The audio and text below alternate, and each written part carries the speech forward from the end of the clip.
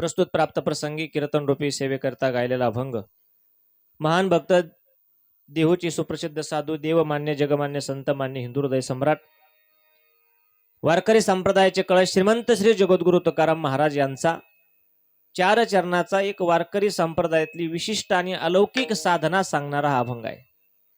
ज्या साधनेने या मृत्यू लोकात येऊन सुद्धा मरणाऱ्यांच्या गोष्टी आपण सकाळपासून संध्याकाळपर्यंत ऐकतो. या मृत्यू लोकात जगणाऱ्यांपेक्षा मरणाऱ्यांच्या कथा आपण जास्त ऐकलेल्या आहेत. अशा लोकात येऊन सुद्धा मरणाऱ्याच्या लोकात येऊन सुद्धा तुकाराम महाराज आपल्याला अमर होण्याचा मार्ग, अमर होण्याची कथा गोष्ट या अभंगामध्ये सांगतात. कशाने अमर होता येईल? महाराज म्हणतात मरण प्रत्येकाला आहे. उपजल्या पिंडा मरण सांगा ते. जन्माला आला की दवाखान्यात जन्माला आल्याच डॉक्टरला कळायच्या आधी यमाला कळतं की आता जन्म झालाय आणि यम लगेच त्याचं आयुष्य मोजत राहतो क्षणाक्षणाला की हा 1 तासाने मरणार आहे की 2 तासाने मरणार की 5 तासाने मरणार. त्याला ते काउंट करावं लागतं. आईच्या आधी यमाला कळतं की याचा आता जन्म आहे. जन्मा आले बाळ त्याची वाट पाहे काळ. जन्माबरोबर मृत्यू आहे. पण अशा विरोधाभासाच्या काळात सुद्धा तुकाराम महाराज तुम्हाला आम्हाला एक मरणाऱ्यांच्या लोकात येऊन अमर होण्याचा मार्ग सांगतात. महाराज अमर कशाने होता येईल? तुकाराम महाराज सांगतात पूर्वीच्या साधू संतांनी ज्या मार्गावरती अनुसरण करून भजन भक्ती परमार्थ देवसेवा संत सेवा समाजसेवा कुठल्याही क्षेत्रामध्ये निष्काम भावनेने सेवा करून एखादा शूरवीर असेल तो जर त्या मार्गावर चालला असेल आणि त्याचं नाव आजही या मृत्यू लोकात शिल्लक असेल, आजही आपण त्यांचं नाव घेतो. आपल्या 2 ते 4 पिढ्याच्या नाव आपल्याला माहित असतात. पण 700-800 वर्ष झाली साधू संतांना समाधी घेऊन, कितीतरी शूरवीरांना जाऊन 100-150 वर्ष झाले तरी आपण त्यांचं नाव घेतो. हे त्यांचं या मृत्यू लोकातलं अमर पद आहे आणि आज आपल्याला म्हणावं लागेल की ते आज अमर झालेत. मग आम्ही काय करायचं? महाराज सांगतात थोडंसं त्या मार्गावर चालण्याचा प्रयत्न करा, अनुसरण करा त्यांच्या मागे. अनुसरे तो अमर झाला अंतरला संसारा. म्हणजे जन्म आणि मृत्यू परत त्याला येत नाही. त्याचा फायदा काय होतो अमर होण्याचा? तर प्रत्येक गोष्टीचा फायदा कळाल्याशिवाय कुणी काही करायला तयार होत नाही. फायदा आहे ना. कुठला फायदा आहे? अमर झाल्यानंतर माणसाला परत जन्माला यावं लागत नाही. तुका पंढरीसी गेला पुन्हा जन्मा नाही आला. परत मृत्यू लोकात माणूस म्हणून किंवा एखाद्या योनीत जन्म घ्यावा लागत नाही. कशाचा फायदा? अमर होण्याचा. ठीक आहे, देवाकडेही आपण गेलो, देवाच्या स्वरूपात मध्ये मिळालो तर देव आपल्याला काय करतो? तर तुकाराम महाराज सांगतात देव आपल्याला या मृत्यू लोकात जसं आपले आईबाप आपल्याला सांभाळत होते तसं देवही स्वतः आपला मायबाप होतो आणि आपले तेवढंच संगोपन करतो, तेवढ्या इच्छा पूर्ण करतो, मायबापाप्रमाणे सांभाळतो. का? आपण त्यांनी सांगितलेल्या मार्गावरती अनुसरण करत करत करत या देहाचं मूळ कर्तव्य आपण गाठलेलं आहे. प्रवासाला सगळेच निघालेत पण देवापर्यंत जाणारा एखादा आहे. मनुष्यानाम सहस्रेषु. छान आहे, पहिलं छान, थोडं नॉर्मल बेस आणि आवाज राहू. आणि मग देवाकडे गेल्यानंतर देव आपल्याला तुकाराम महाराज सांगतात माय बापाप्रमाणे सांभाळतो. पण या ठिकाणी या अभंगामध्ये जगद्गुरु तुकाराम महाराजांना आईची आठवण आवर्जून झाली. विसंबेना माता बाळा तैसा लळा पाळावा न देखती गर्भवास कधी दास विष्णूचे. महाराज हे सगळं तुम्ही सांगताय, अभंग आम्ही ऐकले, तुमचं चरित्र हे ऐकलं, लोकांना तुम्ही उपदेश करताय, पण त्यात वैयक्तिक तुम्हाला काही अनुभव आहे का?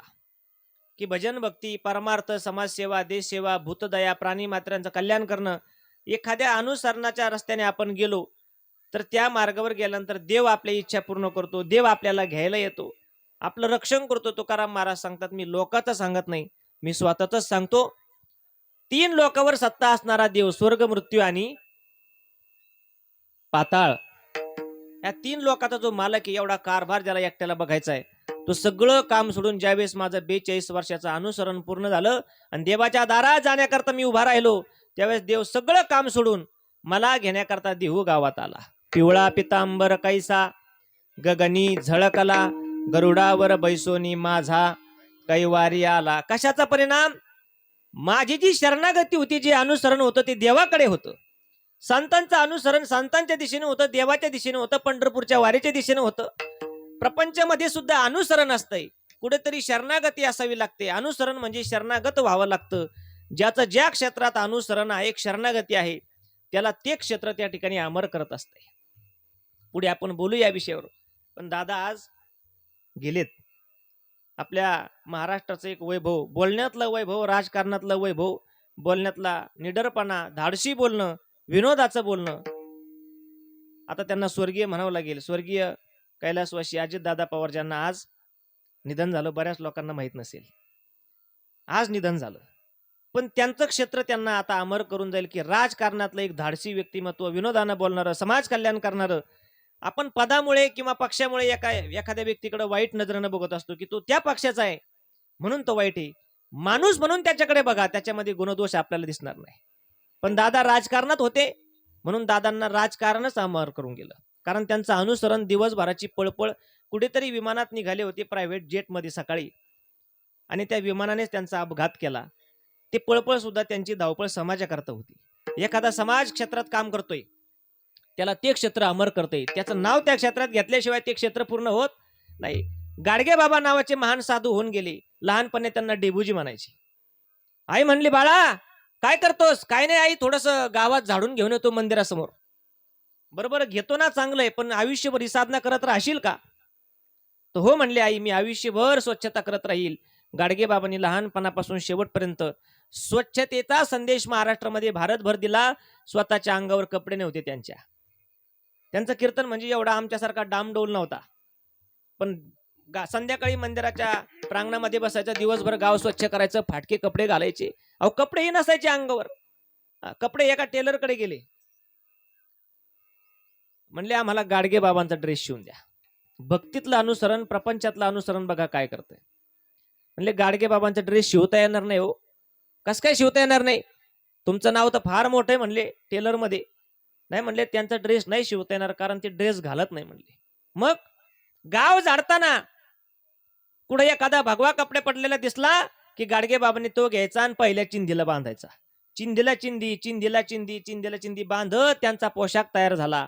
सामाजिक क्षेत्रात स्वच्छतेचा संदेश घेऊन महाराष्ट्रभर फिरले. त्यांना खायला मिळालं नाही, त्यांना कपडे मिळाले नाही, त्यांना स्वच्छ राहता आलं नाही. गाव स्वच्छ केलं, ग्राम विकास केला, तर आज त्यांचं नाव घेतल्याशिवाय स्वच्छतेचा पुरस्कार जगाला देता येत नाही. त्यांचं क्षेत्र त्यांना पूर्ण करून गेलं. मग ते क्षेत्र शेतकरी संघटना असू द्या, RSS संघटना असू द्या, IPS PSI कलेक्टर, कुठल्याही क्षेत्रात महाराज म्हणा, एखादा वारकरी म्हणा, सरपंच म्हणा, कुठल्याही क्षेत्रात आपलं अनुसरण असेल तर ते क्षेत्र आपल्याला अमर करून जातंय, म्हणजे कीर्ती रूपानं अमर करून जातंय. एक गोड रस्ता तुकाराम महाराज या अभंगामध्ये आपल्याला सांगतात. विठाल याच अनुसरणाच्या मार्गावर चालून शेती क्षेत्रामध्ये जीवन जगलेले दाम्पत्य. तसं भारतामध्ये माणूस शेती करत नाही किंवा त्याला शेती माहित नाही असा माणूस नाही. आणि ज्याला शेती माहित नाही तो माणूसच नाही. कारण या मातीशी आपली नाळ जोडलेली. आपण भलं नोकरीवर असू, थोडा भोंग्याचा आवाज ओढा, मोकळा करा रिटर्न. नोकरी असू द्या, राजकारण असू द्या, मृदंगाचारी असू द्या, गायन वादन असू द्या, कुठल्याही क्षेत्रात आपण बाह्यरंगानं काम करतो, पण आपल्या भारतामध्ये प्रत्येकाची नाळ ही या मातीबरोबर जोडलेली आहे, काळ्या मातीबरोबर. आपले बापदादे शेती करत होते तेव्हापासून आजपर्यंत या भारताला एक पदवी देण्यात आली की हा भारत देश राजकीय प्रधान नाही, हा भारत देश कृषी प्रधान आहे. भारत देश कृषी प्रधान या नावाने ओळखला जातो. आणि म्हणून शेतीमध्ये जीवन जगत असताना आयुष्यभर मुलाबाळा करता, या शेती करता ज्यांनी आपलं आयुष्य व्यतीत केलं आणि याच मातीमध्ये शेवटी आपला प्राण सोडला, कैलासवासी भास्करराव गोविंदराव पाटील टेमक आणि त्यांच्या असणाऱ्या धर्मपत्नी कैलासवासी गंगा भागीरथी लीलाबाई भास्करराव पाटील टेमक, या दोन्ही दाम्पत्याचं आज एका दिवशी श्राद्ध आहे. त्यांच्या मागे असणारा त्यांचा संपूर्ण परिवार, त्यामध्ये त्यांचे असणारे पुत्र श्री गंगाधर भास्कर भाऊ टेमक यांच्या उपस्थितीमध्ये, यांच्या सर्व समर्पणानं आजचा हा कार्यक्रम पार पडतोय. संपूर्णच परिवार आहे. त्यांची सून आहे सौभाग्यवती ज्योती गंगाधर पाटील टेमक, मुली आहेत सौभाग्यवती शकुंतला प्रभाकर नवले, सौभाग्यवती शशिकला दगडू कोहकडे, सौभाग्यवती कुसुम पोपट टेकाळे आणि सौभाग्यवती सुमन लक्ष्मीकांत पाटील दहा तोंडे. त्याचबरोबर त्यांचा असणारा परिवार, तिसरी पिढी ज्याला आपण म्हणतो, त्यांच्या नाती आहेत, नात आहेत, सौभाग्यवती ज्ञानेश्वरी, सौभाग्यवती गीतांजली, श्री संकेत, सौभाग्यवती ऋतुजाताई, श्री ॲडव्होकेट भाऊसाहेब साहेबराव पाटील टेमक पुतणे आहेत, श्री कांतीलाल बन्सी पाटील टेमक पुतणे आहेत आणि श्री प्रशांत दादासाहेब पाटील टेमक हेही पुतणे आहेत. निमित्त मात्र हा परिवार, पण या परिवाराच्या दुःखामध्ये सहभागी होण्याकरता आलेली सर्व या परिवाराचे आप्तेष्ट मित्रमंडळी, गणगोत, सर्व क्षेत्रातील मंडळी, सरपंच, उपसरपंच, तलाठी, भाऊसाहेब, तंटमुक्ती अध्यक्ष, चेअरमन, व्हाईस चेअरमन, डायरेक्टर, शेतकरी संघटना, आजी माजी खाजी, आमदार, सर्व मंडळी या ठिकाणी येत आहेत, येऊन गेलेत, आपापल्या सोयीप्रमाणे भेट देऊन गेलेत. कारण बाहेरही प्रत्येकाला काही महत्त्वाचे कामं असतात. पण या ठिकाणी उपस्थित सर्व पितृतुल्य श्रोते मंडळी, पुरुष मंडळी, माता भगिनी सर्वांच्या चरणी नतमस्तक होतो की आपण या दोघा दाम्पत्याच्या वर्षश्राद्धाच्या निमित्ताने या ठिकाणी उपस्थित आहात. कैलासवासी भास्करराव गोविंदराव पाटील टेमक म्हणजे गंगाधर भाऊंचे वडील, यांना घरात काय म्हणत होते? गंगाभाई किती? दादा आणि आईला आई. दादा आणि आई यांना शेवटचा निरोप देण्याकरता तुम्ही या ठिकाणी उपस्थित आहात, ज्यांच्यामुळे ही कीर्तनाला रंगदेवता, परिसरातील भजनी मंडळी, गुणीजन, गायक, वादक, टाळकरी मंडळी, पंचक्रोशीतील आजपर्यंत परमार्थ केलेले, परमार्थ टिकवलेले आणि योग्य वेळात पुढच्या पिढीला संक्रमित करणारी ही सर्व जुनी जाणती भजनी मंडळी, त्यामध्ये आदरणीय आत्ताच्या या ठिकाणी उपस्थित झालेले आमचे नामो तात्या या ठिकाणी आवर्जून उपस्थित आहेत. त्याचबरोबर टेमक पाटील या ठिकाणी आलेले आहेत. गावातील पंचक्रोशीतील सर्व भजनी मंडळी, उत्कृष्ट असणारे गायनाचार्य आमचे शशिकांत भाऊ या ठिकाणी आहेत, अमोल भाऊ या ठिकाणी उपस्थित आहेत, मच्छिंद्र भाऊ आहेत, देवगड भक्त परिवारातील सर्वच मंडळी, सद्गुरू किसंगिरी बाबा, गुरुवारे बंशी बाबा आणि वारकरी संप्रदायाच्या सर्वच तत्वांवरती प्रेम करणारी ही मंडळी या ठिकाणी उपस्थित आहेत. विनेकरी महाराज आहेत, सर्व टाळकरी मंडळी आहेत, आमचे भारत भाऊ आहेत, हरिभक्तपरायण आमचे पुराणे महाराज या ठिकाणी उपस्थित आहेत. सुंदर आता ज्यांनी चाल गायली आमच्या देवगड संस्थानचे मुख्य गायक बाबासाहेब महाराज सातपुते, आपल्या परिसराचं भूषण, गोड गळ्याचे, उंच गळ्याचे गायक आदरणीय हरिभक्तपरायण माझे मित्र काशीनाथ महाराज टेकळे, या सर्वांच्या नावाने एकदा टाळी वाजवा. कारण ही रंग देवता आहे, ती काही कुठं विकत घेता येत नाही की घरून आले, चांगले कपडे घालून आलो म्हणून चांगलं कीर्तन होतं किंवा रंग देवता अभंग आवडतात असं काही नसतं. मग या ठिकाणी येऊन या सर्व मंडळींना रंग देवता प्रगट करावी लागते स्वतःच्या गळ्यातून, वादनातून, आणि म्हणून ही सर्व मंडळी, चोपदार मंडळी या ठिकाणी उपस्थित आहे. सर्वांना मी धन्यवाद देतो ज्यांच्याकडून ही कीर्तन सेवा मला प्राप्त झाली. आपल्या गावचं भूषण मृदंगाचार्य आणि युवा कीर्तनकार हरिभक्तपरायण सागर महाराज टेमक ते या ठिकाणी मृदंगाची सेवा देण्याकरता उपस्थित आहेत. जवळजवळ मला वाटतं 4-5 महिने झाले असतील. 4-5 महिने झाले तेव्हा महाराजांनी फोन केला आणि या कीर्तन सेवेचं आमंत्रण मला देऊन ठेवलं. म्हणून या परिवारामध्ये मला आई आणि दादा यांच्या वर्षश्राद्धाच्या निमित्तानं 2 शब्द बोलण्याचं योग येतंय. मी स्वतःला भाग्यवान समजतो. तुम्ही वेगवेगळ्या क्षेत्रातली मंडळी आल्याच गंगा भाऊने सांगितलं डायरेक्टर साहेब काय महाराज आज एवढे मंडळी येणार आहे वेगवेगळ्या क्षेत्रातले, सगळ्यांची नावं घ्या. म्हणलं एका म्हणता भले दुजे सहजची निंदेले, एखाद्याचं नाव घेतलं आणि एखाद्याचं राहून जातं.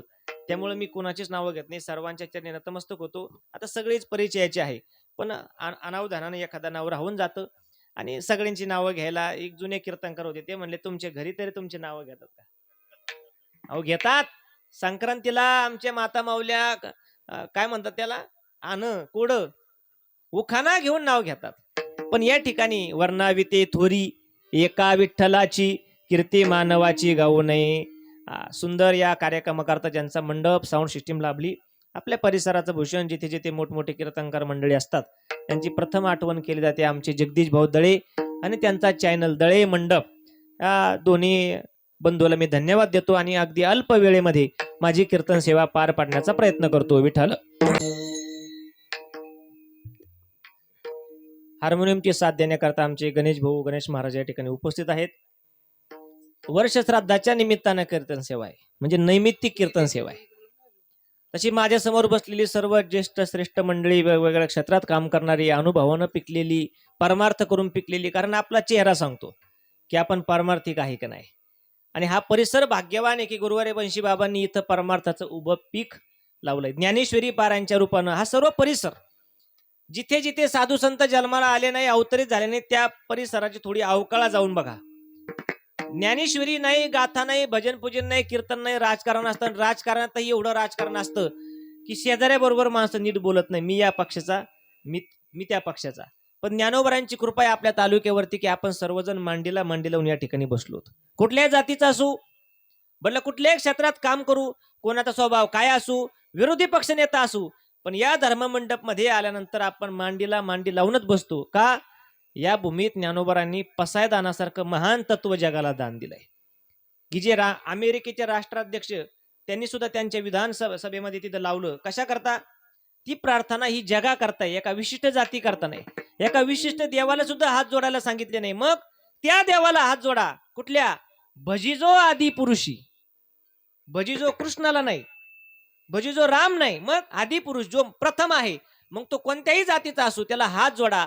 आणि एक मागणी केली, दुरितांचे तिमिर जाओ, विश्व स्वधर्म सूर्य पाहो, जो जे वांछिल तो ते लाहो, प्राणी जात भूता परस्परे जडो, मैत्र जीवांचे. म्हणून आपण सर्वजण मांडीला मांडी लावून बसलोय. ही एकी वारकरी संप्रदायामध्ये दिसून येते. सर्व समाधानी माणसात नैमित्तिक कार्यक्रम आहे. तसं भजन पूजन कीर्तन अन्नदान या गोष्टी करण्याकरता काळ वेळ लागत नाही. काळ वेळ नाम उच्चारिता नाही, त्याला निमित्त लागत नाही. पण आजचं एक निमित्त आहे श्राद्धाच्या निमित्तानं. आणि आजचे असणारे खरे यजमान म्हणजे दादा आणि आई 1 वर्षापूर्वी या परिवाराला सोडून गेले. खरं त्या दोघांचं किती प्रेम होतं आपल्याला मी पुढे काय बोलतो याच्यावरून कळून जाईल. काय प्रेम होतं? प्रत्येक स्त्रीची इच्छा असते की भरल्या कपाळानं जावं. म्हणजे भरल्या कपाळानं जावं म्हणजे आपण सौभाग्यवती असतानाच जावं, मालकाच्या आधी जावं, ही प्रत्येक स्त्रीची इच्छा असते. पण थोडंसं या परिवारामध्ये थोडंसं वेगळं झालं. दादांनी 1 महिना आधी निरोप घेतला. म्हणजे 7 जानेवारी 2025 दादांनी निरोप घेतला आणि 1 महिना आईने त्या दुःखामध्ये काढला. 1 महिना नाही भरल्या कपड्यानं जाता आलं, पण निदान ते ज्या पावलांनी गेले त्यांची पावलं पुसण्याच्या आधी आपण त्यांच्या मागे जावं, हा पत्नीचा धर्म आहे. म्हणून बरोबर 1 महिन्यानंतर आईने त्या ठिकाणी देह ठेवला. या दोघांचं प्रेम काय होतं ही या क्रियेतून दिसून येतं. आणि योगायोग बघा, जाण्यामध्ये 1 महिन्याचं अंतर आहे, परंतु श्राद्ध हे दोघांचं एका दिवशी आलं. मध्ये सुतक पडत गेले, कारणानिमित्त होत गेले, पण दोघं एकाच दिवशी या परिवाराचा निरोप घेत आहेत. वर्ष श्राद्ध म्हणजे आजच्या दिवशी या परिवाराचा आणि आई दादाचा संबंध संपला. पुढे श्रद्धा म्हणून आपण फोटो लावू शकतो, पितरपाठात त्यांना जेवू घालू शकतो, अन्नदान करू शकतो, त्यांच्या नावाने मंदिराला देणगी देऊ शकतो, मंदिर बांधू शकतो. पण परत या परिवारात त्यांचा संबंध संपला. त्यांचा पुढचा प्रवास, आता पुढच्या जन्माचा प्रवास सुरू होतोय.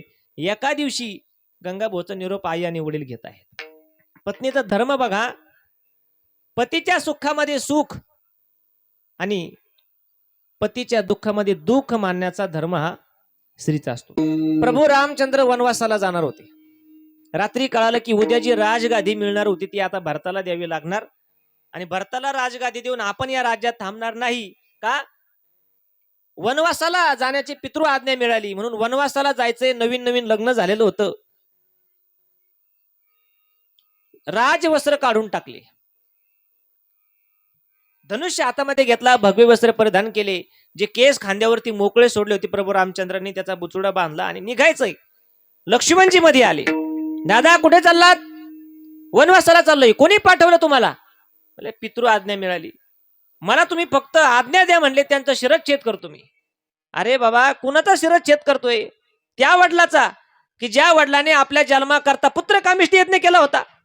श्रावण बाळाच्या बापाचा शाप अजून डोक्यावर घेऊन फिरतात आपले वडील, आणि तू सांगतो की त्यांचा शिरच्छेद करतो. त्याच्यात त्यांचा काही दोष नाही. आई कैकेयीलाही दोष देऊन जमणार नाही.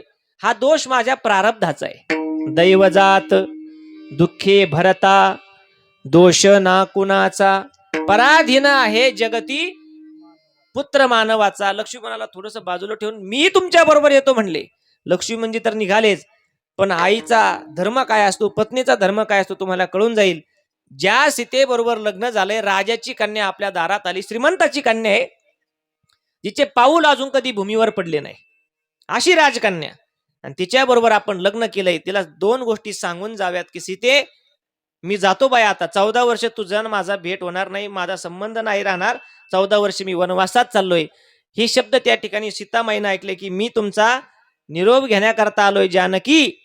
त्यावेळेस सीतामाईचे शब्द आहे, मालक तुम्ही वनवासात जाणं आणि मी तुमच्या मागे या राजमहालात राहून राजवस्त्र घालून थाट मिरवणं हे माझ्या पत्नी धर्माला पटत नाही. तुम्ही वनवासाला चालले ना, मी तुमच्या बरोबर येते. नाही बाई, मी तुला न्यायला नाही आलो, फक्त तुला सांगून जावं, तुझा निरोप घ्यावा एवढ्या करता आलो.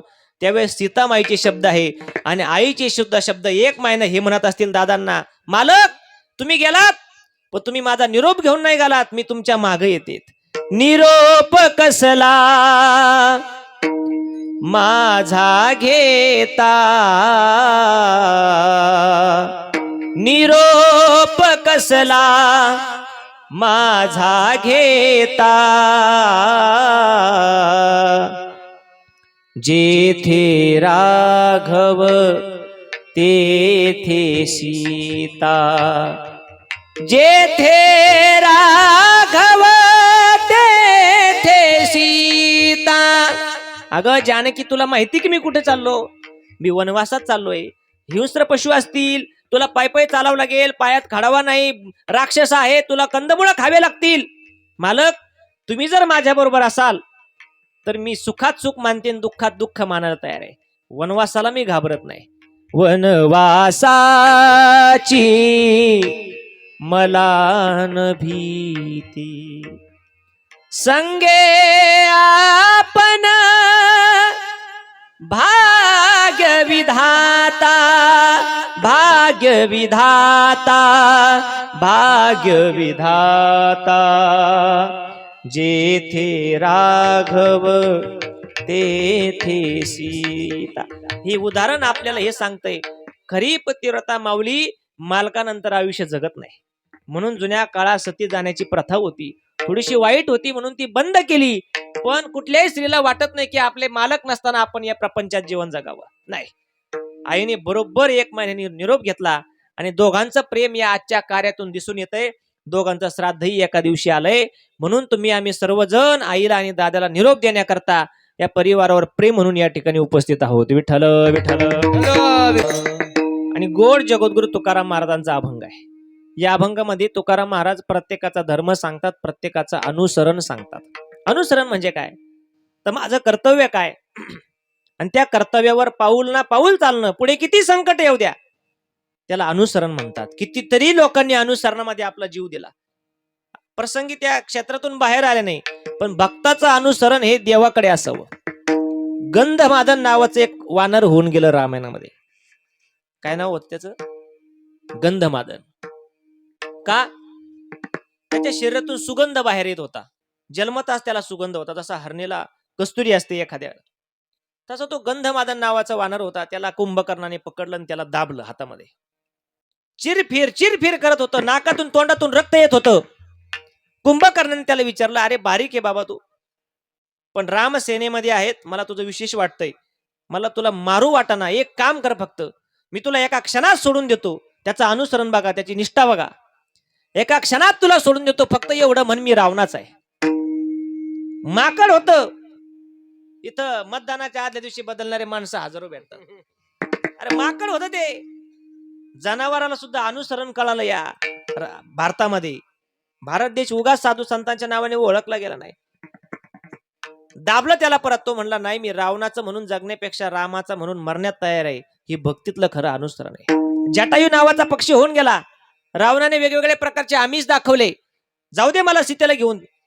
पण जटायूने रावणाबरोबर युद्ध पत्करलं आणि त्या युद्धामध्ये मरण पावला. प्रसंगी मरण पत्करलं, पण रामाची सीता वाचली पाहिजे याकरता रावणाबरोबर युद्ध केलं. हे भक्तीतलं अनुसरण आहे. म्हणून आज प्रत्येकाचं अनुसरण तुकाराम महाराज या अभंगात सांगतात. या परिवाराच्या निमित्तानं बोलत झालं तर गंगाभाऊंचं आजचं हे आई आणि दादाच्या निमित्तानं केलेलं अनुसरण आहे. मुलाच्या वाट्याला काही कर्तव्य आलेले असतात. माणूस मेला की लगेच सगळं संपत नाही. आपण हिंदू आहोत. जुन्या काळात माणूस मेला की पुरायचे, पाण्यात टाकून द्यायची किंवा जाळायची. हिंदू असेल तर जाळायचे, मुस्लिम असेल तर. तुम्ही थोडं बोलत चला, माझा संवाद झाला की मी लवकर कीर्तन सोडतो, म्हणजे लवकर उरकताना. आणि थोडं मोठ्याने बोला, मी काय बहिरवाडीचं बाबा, थोडेसे शब्दही कमी मला ऐकायला येतात. बघा, माणूस मेला की लगेच सगळं संपत नाही. प्रत्येकाच्या वाट्याला वेगवेगळं आलेलं कर्म आहे, त्याला अनुसरण म्हणतात. आपल्या बापदादांनी श्राद्ध केलं म्हणून आपण करतोय. कुठल्या ग्रंथात लिहिलंय श्राद्ध करावं लागतं? पण आपण जुन्यांचं पाहिलं म्हणून पुढे करतो, याला अनुसरण म्हणतात. मग माणूस मेला की 3 विधी असतात. पहिलं कर्म केलं जातं देहाच्या संबंधानं. पहिले 3 कर्म: शवदहन, अस्थिमेलन आणि रक्षा विसर्जन. शवदहन म्हणजे काय? शरीर जाळावं लागतं. माणूस मेल्या पहिल्यांदा त्याला आंघोळ घालावं लागते. कुठं घालावं लागते?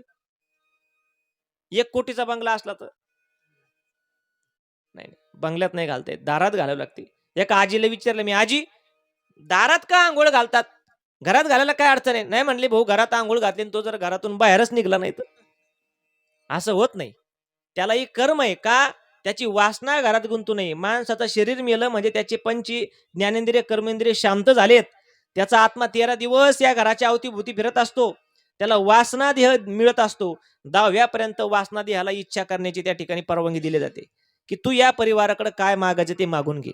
आणि आपण दिलेलं आपण पूर्ण नाही केलं तर काकस्पर्श होत नाही. त्यांना शब्द द्यावा लागतो. काकस्पर्श काय आपण मानतो, कारण कावळ्याला वासना देह दिसतो, कुत्र्याला काय दिसतं, कुत्र्याला यम दिसतो, तसा कावळ्याला वासना देह दिसतो. मग दशेकऱ्याच्या दिवशी जर कावळा शिवला नाही तर तिथं जाऊन कोणाला तरी हात जोडावं लागतं. दादा आम्ही तुमची परंपरा जतन करून ठेवू, आपली गावात काल्याची पंगत 23 वर्षापासून आम्ही ती सारखी करत राहू, मुलीचं लग्न मोठ्या घरात करू, तुम्ही निष्ठेने जा, आम्ही सगळं तुमचं करू. हे असा जर शब्द दिला तर कावळा येथून काकस्पर्श करतो. म्हणजे शवदहन ही सगळी विधी देहाच्या संबंधानं केल्या जातात. कुठल्या देहाच्या? वासना देहाच्या संबंधानं. तेही मुलालाच करावं लागतात. त्याला तर्पण विधी करावा लागतो, क्षौरकर्म करावं लागतं. क्षौरकर्म म्हणजे डोकी चंपी करावं लागते, सुतक काढावं लागतं. मग हे मुलाच्या वाट्याला, मुलगा नसेल तर पुतण्या, पुतण्या नसेल तर नातू, नातू नसेल तर सून, सुनेलाही करता येतं. कारण सीतामाईने, रामायणामध्ये प्रसंग आलेला आहे की सीतामाईने राजा दशरथाच्या नावानं पिंडदान दिलं होतं शरयू नदीच्या काठावरती. पण एक नातं नसेल तर दुसरं नातं. मग मुलाच्या वाट्याला अनुसरण आज गंगाभाऊ या ठिकाणी पूर्ण करत आहेत. पिंडदान, भजन, पूजन, अर्थदान, कीर्तन, वस्त्रदान, ज्ञानदान, नामदान, सगळे ब्राह्मण काका आले आणि सगळा विधी पार पाडला. कुठल्या श्लोकाने पार पाडला? वेदाच्या श्लोकाने पार पाडला. मग आपली हिंदू संस्कृती वेदाच्या मागे जाणारी एक कीर्तनकाराच्या मागे जाणारी. आज तुम्ही माझं ऐकतान का वेदाचं ऐकतान? वेद कोण? सामवेद, अथर्ववेद, ऋग्वेद आणि यजुर्वेद. तुम्ही वेदाच्या मागे जाणं त्या ठिकाणी पसंत करता. मग ब्राह्मण काकाने जो विधी केला तो वेदाच्या माध्यमातून केला. ते सगळं झाल्यानंतर सुद्धा परत या कीर्तनाची खटाटोप का? एवढी 50-100 टाळकरी बोलवली, तुम्हाला एवढ्यांना बोलवायचं, एवढ्यांना अन्नदान करायचं का? कारण वैदिक कर्मामध्ये तुमच्या आमच्याकडून दोष घडतो आणि वैदिक कर्मात दोष घडलेला तो कसाही जात नाही, त्याला फक्त भजन करावं लागतं. रामकृष्ण नाम सर्व दोषा हरण, जड जीवा तारण, हरेक जळती दोषाचे डोंगर. आपण त्या दिवसामध्ये अशा स्मरणामध्ये असतो की या दिवशी माझे वडील गेले होते, माझं नाव घेऊन मेले आणि आज मी त्यांच्या जाण्याच्या निमित्तानं 1 वर्ष झालं पूजा करतोय. त्या दुःखामध्ये, त्या वियोगामध्ये असतोय. आई रडत होती, बाबा उपाशी गेले, या सगळ्या आठवणी येत असतात. आणि ब्राह्मण काका विधी सांगत असतात, यजमान पितृदेवताभ्योम नमः, संकल्प सोडा. पुढे सोडायचा माहित नसतो, ताटात सोडायचा का जमिनीत? ताटात सोडायचा आणि जमिनीत सोडला तर पाप होतं, मंत्र चुकला तर पाप होतो. यजमान डोळ्याला पाणी लावा. कोणाच्या? बामणाच्या का आपल्या? असे कितीतरी दोष वर्ष श्राद्धापर्यंत आपल्याकडे होतात. अहो साधं आता जुने लोक आहेत माझ्या समोर बसलेले, म्हणजे मी भाग्यवान आहे की इथं बसलेल्या काही काही लोकांना माणूस मेल्यानंतर तिरडी कशी बांधायची हे माहित आहे. तसं मोबाईलला आता कळत नाही माणूस कसा बांधायचा, कोणत्या गाठणी कुठं बांधायच्या, जाड लाकूड खाली घालायचं, वरून काय ठेवायचं. ज्यांना ज्यांना येतं बुवा ते पुढच्या पिढीला शिकून जा. पण त्याच्यातही दोष घडला. माणूस मेला की त्याला जाळताना त्याचं डोकं कुठल्या दिशेला करतात? तसं उत्तरेला करावं असं शास्त्र सांगतं. मग दक्षिणेला केलं, मग त्या माणसाचे दोषही आपल्याला काही लागतात. माणूस मेला, शेजारी एखादा माणूस मेला, आपल्या परिसरातला मेला, शेजारचा मेला, आपण काय म्हणतो, आपल्या काय भावकीतला नाही, त्यांचे पाहुणे रावळे फार लांबचे आहेत, त्यांना यायला जरा उशीर होईल आणि 3-4 तास भजन करायचं, तिथं जाऊन बसायचं, रडायचं. आपण काही जेवलेलो नाही, थोडंसं 2 घास बोलता का, 2 घास आपण थोडंसं खाऊन जाऊ, म्हणजे तिथं थोडा उशीर झाला तरी चालेल. शास्त्र याला सुद्धा परवानगी देत नाही का? तो गेलेला माणूस तुम्हाला दोष ठेवून जातो.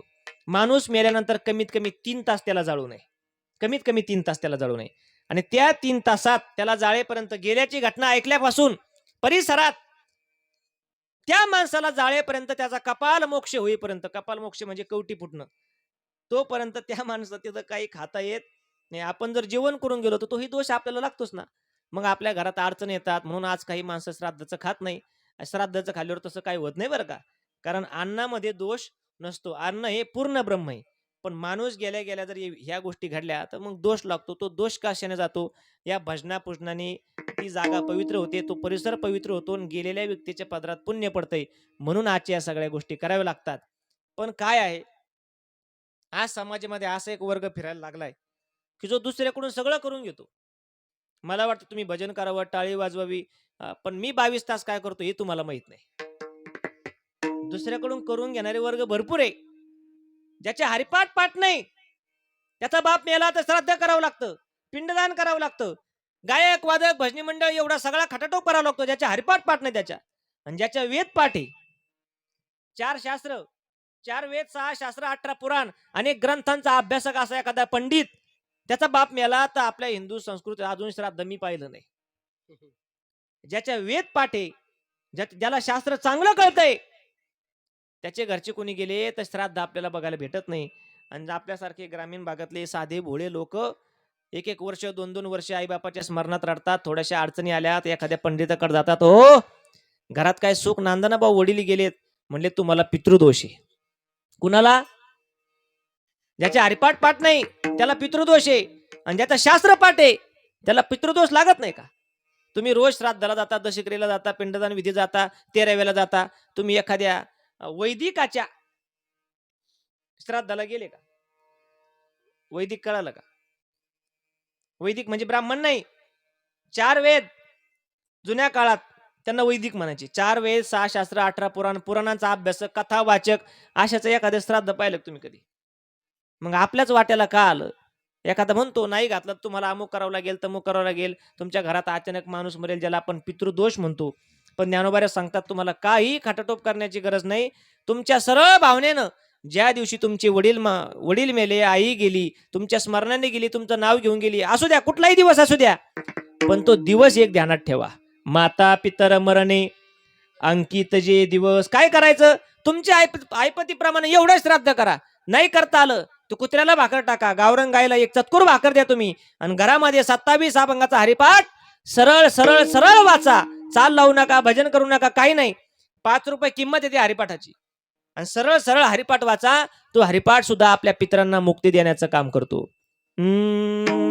ज्ञानदेवा सांग झाला हरिपाठ, ज्ञानदेवा सांग झाला हरिपाठ, ज्ञानदेव ज्ञानदेव सांग झाला हरिपाठ, ज्ञानदेव सांग झाला हरिपाठ. पूर्वजा वैकुंठ मार्ग सोपा, पूर्वजा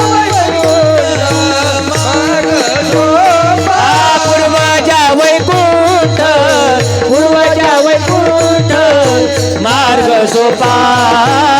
हरिमुखे म्हणा, हरिमुखे म्हणा, हरिमुखे म्हणा, हरिमुखे म्हणा, हरिमुखे म्हणा, हरिमुखे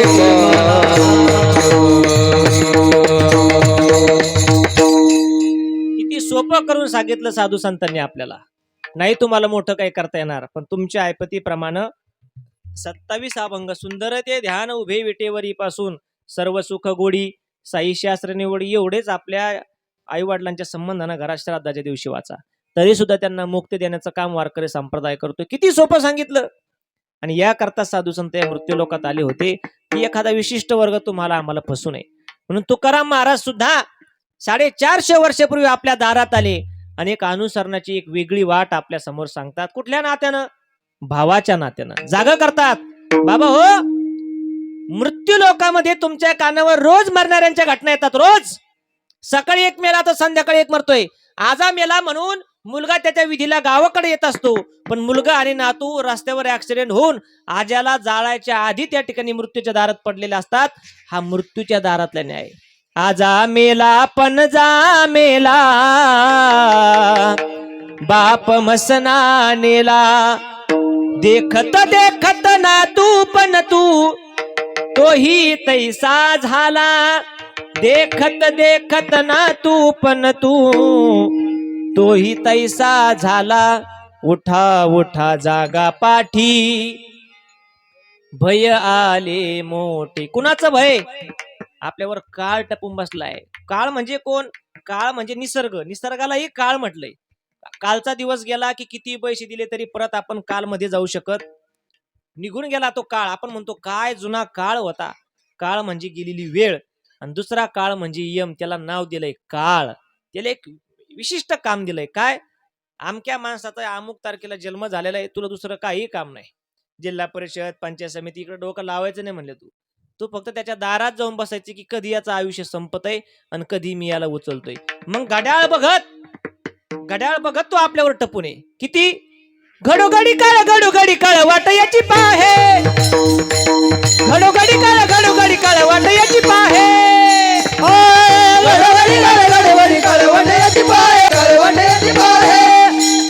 अजून किती आहे अवकाश. अजून किती आहे अवकाश. अजून किती आहे अवकाश. अजून किती आहे अवकाश. हरिमुखी गाता हरपली चिंता. हरिमुखी गाता हरपली चिंता.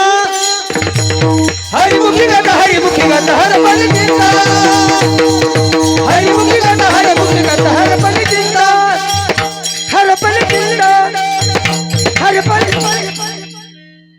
काय दणके पडू राहिले पाखोदाचे. यम हे असेच दणके टाकतो आपल्यावर जर आपण लवकर माळ घातली नाही. नेवाच्या तालुक्यात जन्मलून एखादा ज्ञानेश्वरीचं पारण नसेल, एखादी दान धर्माची पंगत नसेल गावातल्या सप्त्याला, एखाद्या गरीबाच्या मुलीचं लग्न लावून द्या. सत्कर्म पाहतो तो आपलं. तो आपण काय वाईट वागतो, किती वाईट वागतो याच्यावर आपलं आयुष्य संपत असतो. आणि सारखा टपून आहे आपल्यावर तो. त्याला तुकाराम महाराज म्हणतात तो तर पक्का चोर आहे म्हणले. आता चोर काय करतो? व्यवहारातला चोर.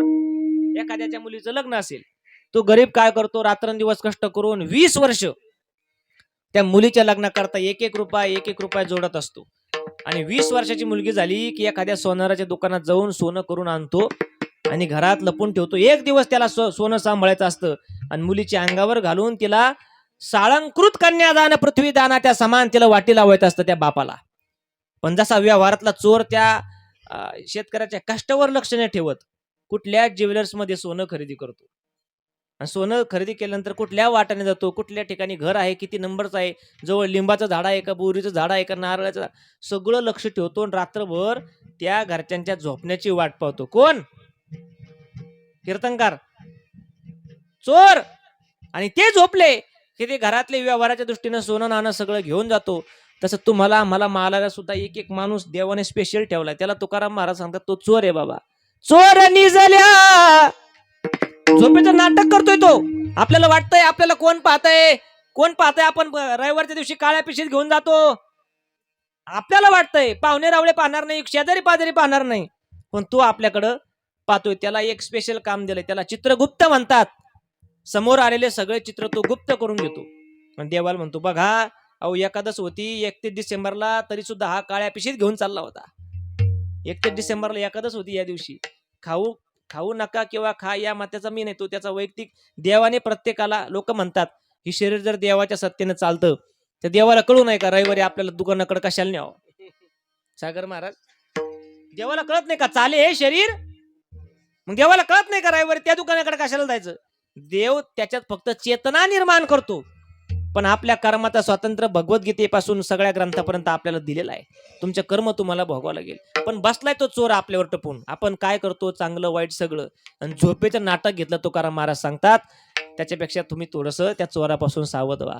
चोर निजल्या नाडोनी भागा. चोर निजल्या नाडोनी भागा. चोर निजल्या नाडोनी भागा. चोर निजल्या नाडोनी भागा. भागा भागा. आता जागा, आता जागा, आता जागा रे भाईनो जागा. आता जागा. जागा. आता जागा. आता जागा. जागा रे भाईनो जागा. भाईनो जागा. काय साधू संतांना दये, ते भावाच्या नात्यानं आपल्याला जागा केलं. भाऊ, जेव्हा जेव्हा समाजात काही वाईट गोष्टी घडतात त्यावेळेस संत प्रसंगी समाजाची मुलं होतात, मुलं, आणि आपल्याला बाप म्हणतात. तो आपली लायकी का संतांचे बाप व्हायची? अजिबात नाही. ज्यांनी हे वाङ्मय निर्माण केलं त्यांचा बाप व्हायचं म्हणजे सोपं आहे का? पण तरी ते म्हणतात, बाबा हो, हित व्हावं वाटत असेल तर करा रे बापांनो साधन. झाकी तो से कैसे डोळे आता, झाकी तो से कैसे डोळे झाकी तो से कैसे डोळे आता, झाकी तो से कैसे डोळे आता, ये बोनिया कल बैसला से बुझा, झाकी तो से कैसे डोळे आता, झाकी तो से कैसे बोनिया कल बैसला से बुझा, झाकी तो से कैसे डोळे आता, झाकी तो से कैसे डोळे आता, आता. अरे बाबा, भाऊ म्हणून ऐक, बाप म्हणून ऐक, मुलगा म्हणून ऐक, आई म्हणून माझा ऐक. पण तो काळ तुझ्यावर टपून बसलेला आहे आणि मोठमोठ्यावर टपून बसलाय बरं का. आज शोकंते काय, आज सकाळीच घटना कानावर पडली. गाडीत बसल्या बसल्या आम्ही इथं भेटायला गेलो सागर महाराज कुठे, भास्कर आप्पा टेमक. तिथं गेलो आणि लगेच मोबाईलला घटना आली की या आपल्या महाराष्ट्र राज्याचे उपमुख्यमंत्री, माजी उपमुख्यमंत्री अजितदादा पवार आपल्याला सोडून गेले. काल कोणीतरी त्यांच्याबरोबर जेवण केलं असेल, काल कोणी त्यांच्याबरोबर फिरलं असेल, सकाळी त्यांच्याबरोबर बसलेले 4 ते 5 माणसं, त्यांचा पी असेल, अजून एखादा स्नेही माणूस असेल, आणि स्वतः करता जे स्वतःचं विमान होतं ज्याला प्रायव्हेट जेट म्हणतात, त्याच्यावर समाज कल्याणाकरता कुठेतरी एखादी मिटिंग असेल, राजकारणाकरता, एवढ्या सगळे कोण निघतो? आम्हाला इथे यायला 10 वाजले आणि ते 8 वाजता जर 7 वाजता विमानात बसले म्हणजे समाज कल्याणाचं त्यांचं समर्पण आहे. पण शेवटी काळ टपून बसला होता की हा व्यक्ती कधी त्या विमानात बसतोय. ते लोक कमी काळजी घेतात का स्वतःची? विराट कोहली, त्याला दिवसाचं पाणी 1-1, 2-2 लाखाचं पिण्याकरता, मग यांना मरण येणार नाही का? एका विशिष्ट काळावर, एका विशिष्ट कारणानं आपला अवतार त्या ठिकाणी संपणार आहे, आपला जन्म संपणार आहे. आज दादा निघून गेले म्हणजे शोकांतिक आहे. धाडसी व्यक्तिमत्व होतं, बोलायला तरबेज होते, ज्याला स्पष्ट वक्ते म्हणतात, पुढच्याला काही वाटू, हजरजबाबीपणा. तो राजकारणामध्ये काही नेत्यांकडे आला, त्यामध्ये पहिले होऊन गेले भाजपचे अटल बिहारी वाजपेयी. त्यांची सभा होती साहेब एकदा बिहारला, आणि तिकडे लालू प्रसाद यादव होते. अटल बिहारी वाजपेयींनी बिहारमध्ये जाऊन सभा घेतली आणि एवढी सभा गाजली की नक्की आता आपला पक्ष पडतो असं लालू प्रसाद यादव यांना वाटलं. त्यांनी दुसऱ्या दिवशी भाषणात सांगितलं, अटल बिहारी आप उधर महाराष्ट्र में रुको, इधर आने का नहीं, ये बिहार है, हम बिहारी है, बिहारी. मराठीमध्ये सांगितलं, आमच्या नादी लागू नका. आणि पेपरला बातमी वाचली तर अटल बिहारी वाजपेयींनी त्यांना उत्तर दिलं आणि ते पत्रकारांना छापलं, लालू प्रसाद आप तो केवल बिहारी हो, हम अटल बिहारी है. हे बोलण्यातलं वैभव होतं. R.R. पाटील, स्वर्गीय गोपीनाथराव मुंडे, स्वर्गीय विलासराव देशमुख, हिंदू हृदय सम्राट बाळासाहेब ठाकरे, काय वाणी होती या लोकांची. त्याच्यामध्ये एक अजितदादा होते. मागे एक कुठेतरी विनोदानं सांगितलं त्यांनी, एक आपले नेते बघा असे सुंदर दिसतात, जयंत पाटील. एका पत्रकारानं सांगितलं, राजकारणातलं देखणं आणि सुबक बोलणारं नेतृत्व म्हणजे जयंत पाटील. अजितदादांचं भाषण नंतर होतं. अजितदादांनी भाषण सुरुवात करण्याच्या आधी सांगितलं, आत्ताच पत्रकार साहेब म्हणले, राजकारणातलं देखणं व्यक्तिमत्व आणि बोलण्यामध्ये सुबक सुंदरता, काय रे म्हणले, ते सुंदर आहे ना, आम्ही काय चांगले दिसत नाही का? जागर उत्तर दिलं. माणसं जात असतात पण त्यांच्या आठवणी मागे राहत असतात. दादांनाही वाटलं नसेल की तो चोर, तो काळ आज आपल्यावर टपून बसलाय, पण जाणं एक दिवस निश्चित आहे. म्हणून साधू संत कधी भावाच्या नात्यानं, दया म्हणून, कधी आईच्या नात्यानं आपल्या दारात आली हो. या संस्कृतीत जेव्हा जेव्हा कुणी चुकलंय तेव्हा तेव्हा देवाने कुणाला मुलगा म्हणून पाठवलं, कुणाला आई म्हणून पाठवलं, कुणाला भाऊ म्हणून पाठवलं. कैकई या देशामध्ये निर्णय चुकली होती. कैकई जन्माला आलेला मुलगा देव आहे हे कळालं नाही, म्हणून जो माझा सख्खा मुलगा आहे त्याला गादीवर बसायचं, आणि जो सावत्र आहे त्याला वनवासात पाठवून द्यायचं, हे धाडस तिनं केलं. तर तिला जागा करण्याकरता भरतानं पाऊल उचलला, आणि भरत म्हणतो, आई, दादाला जर वनवासाला पाठवलं तर परत या तोंडाने मी तुला आई म्हणणार नाही. नाही कळालं त्या आईला की आपला मुलगा आपल्याला देव म्हणून जागा करतोय, तर भरताने परत त्या मुखानं आईला आई म्हटलं नाही, त्याग केला आपल्या आईचा. प्रल्हादानं बापाचा त्याग केला, आणि बिभीषणानं सांगितलं होतं रावणाला, दादा अहो जिची चोरी केली तुम्ही, एवढ्या पत्नी आहेत तुम्हाला, वासनेपोटी चोरी करू नका. जिला चोरलंय ती भूमिपुत्र आहे, प्रभू रामचंद्रांची धर्मपत्नी. ज्या परंपरेचं नाव एक पत्नी एक वचनी आणि एक बाणी या न्यायाने घेतलं जातं, तिला तुम्ही चोरून आणलंय. रघुकुल रीती सदा चली आई, प्राण जाय पर वचन न जाई. रावणानं ऐकलंय तर बिभीषणानं लंकेकडे न पाहिलं, सोन्याची लंका. भावाला सोडलं आणि लंकेचाही त्याग करून बिभीषण प्रभू रामचंद्रांकडे गेले. ज्याच्या वागण्यात सत्य नाही ना, तो म्हणतो माझा ऐका, त्याचं काय ऐका. विदुर सांगत होता दुर्योधनाला, अरे नको त्या पांडवांची 5 गावं देऊन टाक. पण त्याने विदुराचं ऐकलं तर नाहीच, पण या स्वेच्छाचारी दुर्योधनाचं ऐकायचं नाही म्हणून विदुरानं मंत्री पदावर लाथ आणली आणि मंत्रीपद सोडून निघून गेला. तसं बिभीषण, प्रल्हाद यांनी सगळ्यांनी राज्य त्याग केला, पण खोट्याच्या मार्गावर चालले नाही. प्रल्हादे जनक विभीषण बंधू, राधे जनक विभीषण बंधू,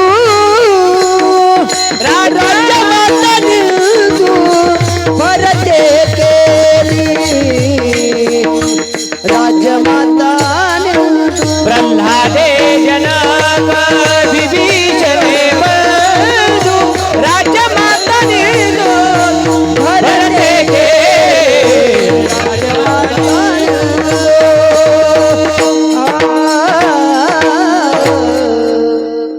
प्रल्हादे जनक, प्रल्हादानं बापाचा त्याग केला. विभीषणे बंधू का? चुकीच्या मार्गाचं अनुसरण आपल्याला कधीच चांगल्या ठिकाणी नेऊ शकत नाही. तुम्हाला जायचंय संभाजीनगरला आणि तुम्ही जर नगरची गाडी धरली तर पृथ्वी फिरून आल्यानंतर मग तुम्ही संभाजीनगरला जाणार. पण तोपर्यंत ही आयुष्य मर्यादा आपली शिल्लक राहत. योग्य मार्गाला योग्य पाऊल टाका म्हणून कधी भावाच्या नात्यानं, कधी आईच्या नात्यानं, कधी मुलाच्या नात्यानं आपल्याला योग्य अनुसरणाची वाट सांगितली. महाराज मरण प्रत्येकाला आहे, मग अनुसरणानं काय होतं तर एक मोठी यादी सांगितली तुकोबारायांनी.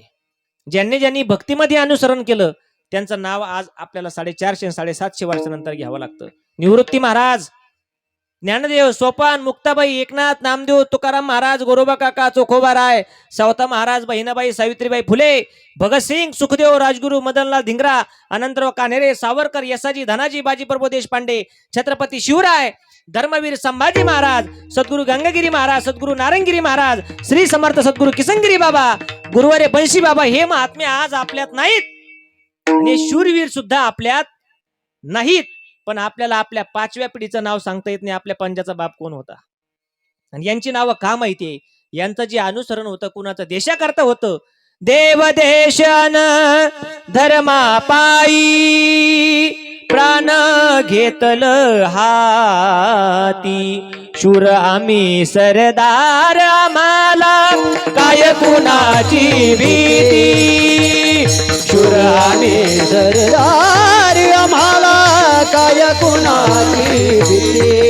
आईच्या गर्भात उमगली झुंजाराची रीत, तलवारीशी लगीन लागल, तलवारीशी लगीन लागल, जडली वेळी प्रीत.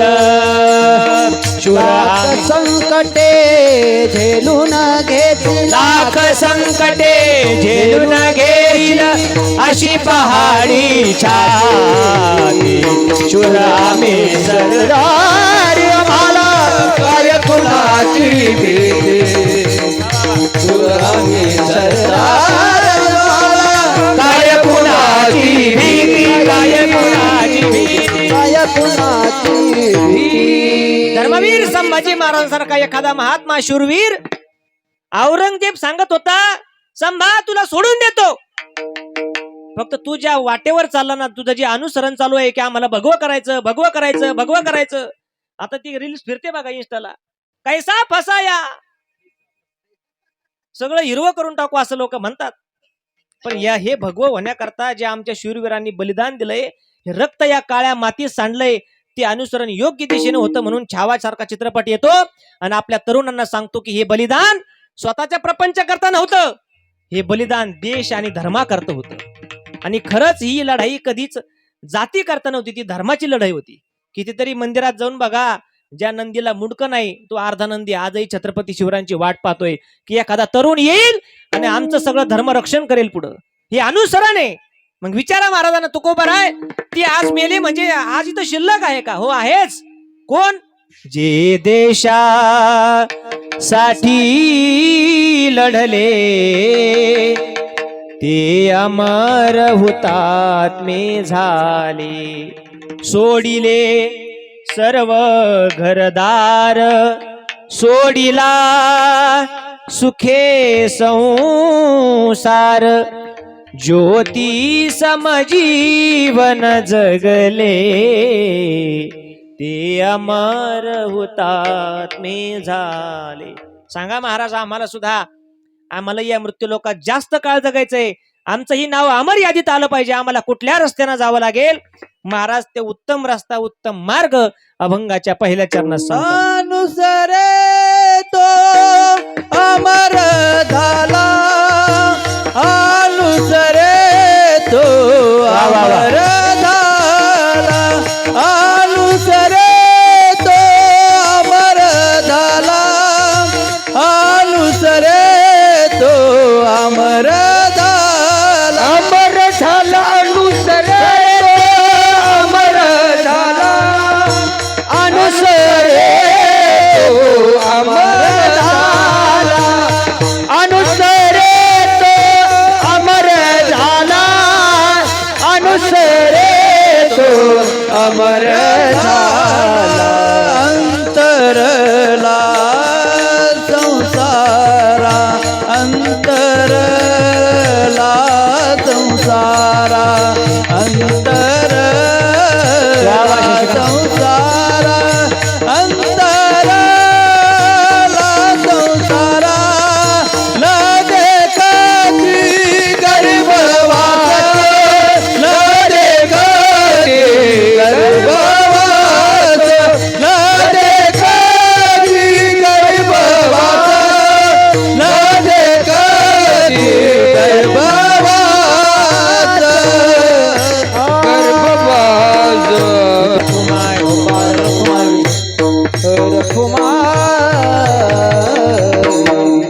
कुठल्या मार्गाने आपल्याला या मृत्यू लोकात शिल्लक राहता येईल तसं राहताच येत नाही.